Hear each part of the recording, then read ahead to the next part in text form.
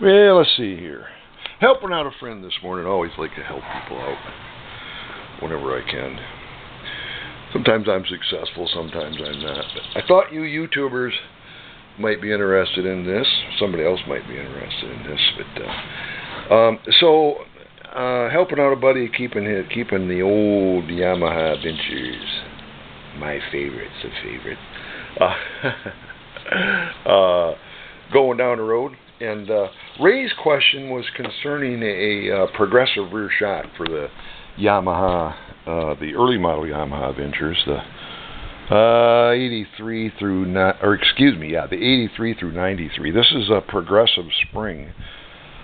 A progressive monoshock that Progressive sold years ago.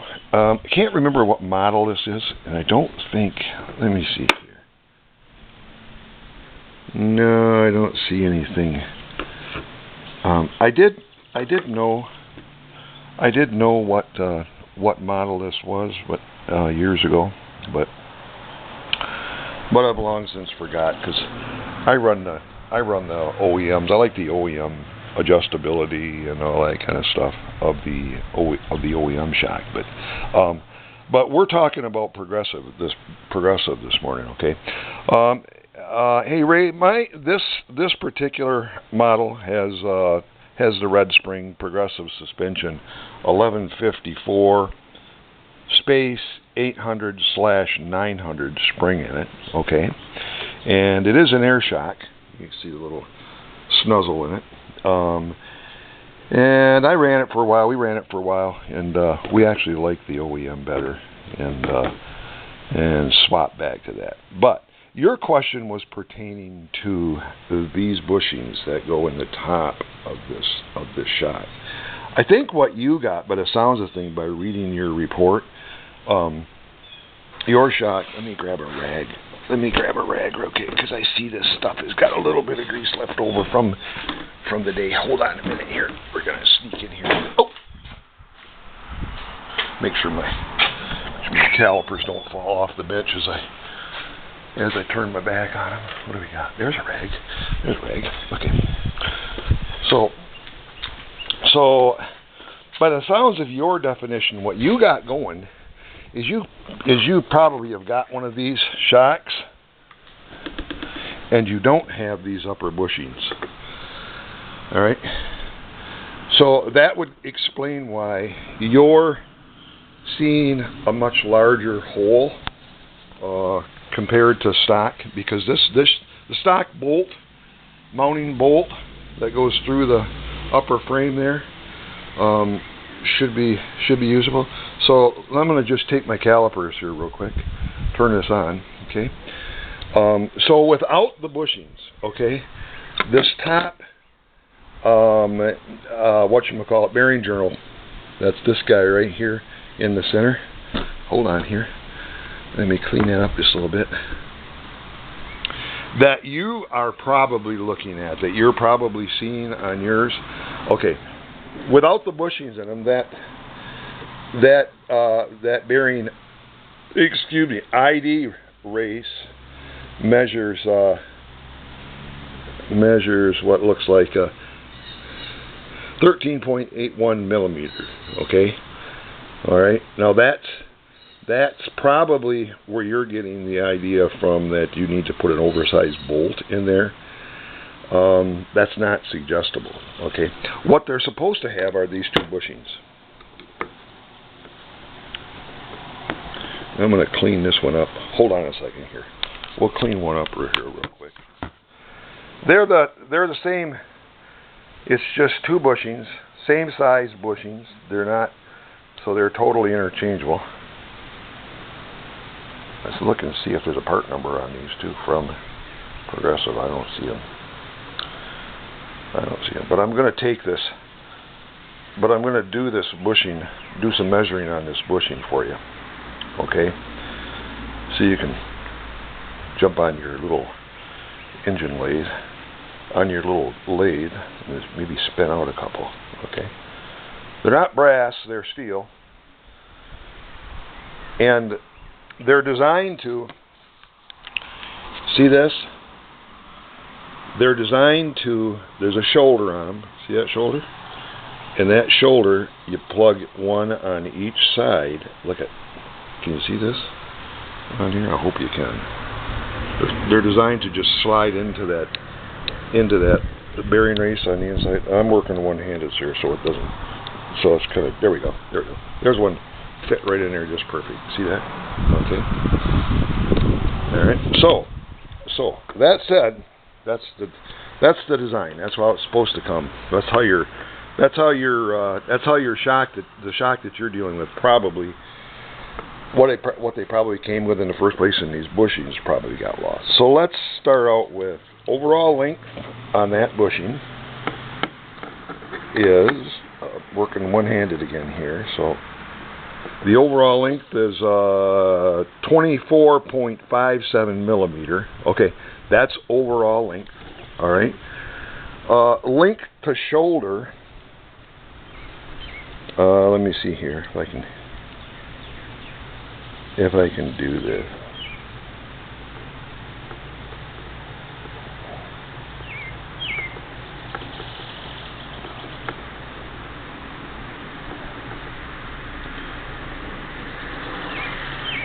Length to shoulder is 5.83 millimeters. All right, and then shoulder outward shows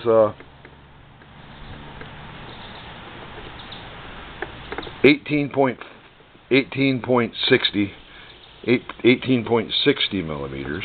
Okay, you could probably just take that 18.56 millimeter from in the long shoulder that would stick outward towards the frame out, and minus that from the 2450 in length that I'm getting now in 24.64 millimeter overall length, and come up with that.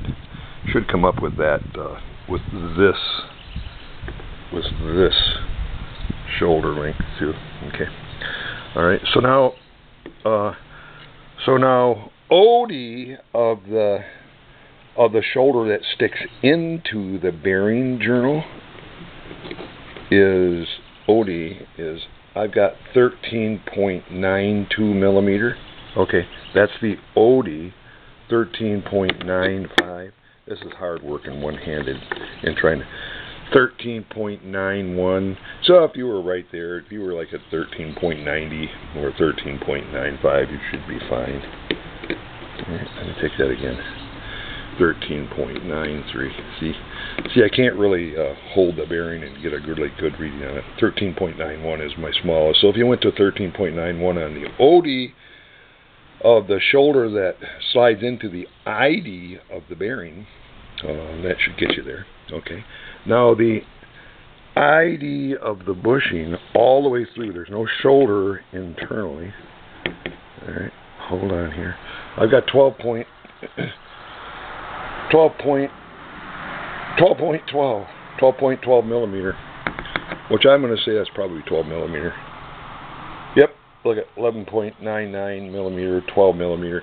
So she got a 12 millimeter ID, which should measure the same as your bolt or your OEM bolt that would go through this puppy. Okay. Okay, so we've got, I've given you measurements for the ID, for the OD of the shoulder. Okay, I haven't given you the OD of the unit itself. Just a minute. Of the outside. Made from 19 millimeter stock. It's made from 19 millimeter. It's made from 19 millimeter bar stock. There we go. That's the original size of the bushing itself before they turned down the OD of that. The OD of that shoulder. Okay. Now it's got a little bit of a shoulder here that I haven't accounted for. That little teeny shoulder there. Okay. And I'm not sure exactly in looking at that. Let me just look at this. Yeah, I'm not sure what the necessity for that shoulder, that little tiny shoulder is. I don't see maybe in an extreme situation, that if that little tiny shoulder right there wasn't turned onto the OD of that puppy, maybe if it were turned way over, I don't know what application that would fit in, because the bearing ID, the bearing internal race journal in this shock does rotate. See that? See that?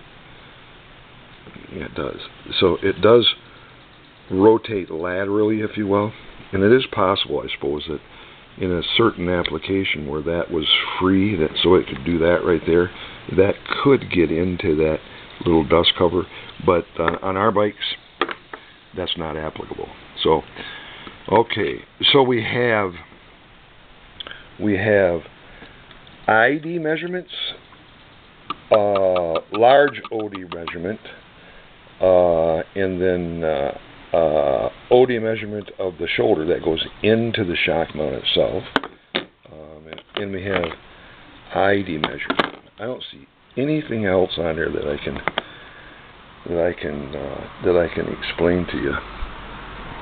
Does this look familiar to you, Ray? There it is. I can do a real quick on the bottom one. Looks like the bottom mount does come apart.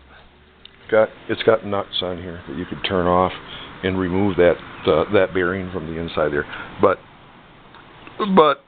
that's not really what we're talking about here this morning. But I'll give you a measurement on that too, just so you know. Okay.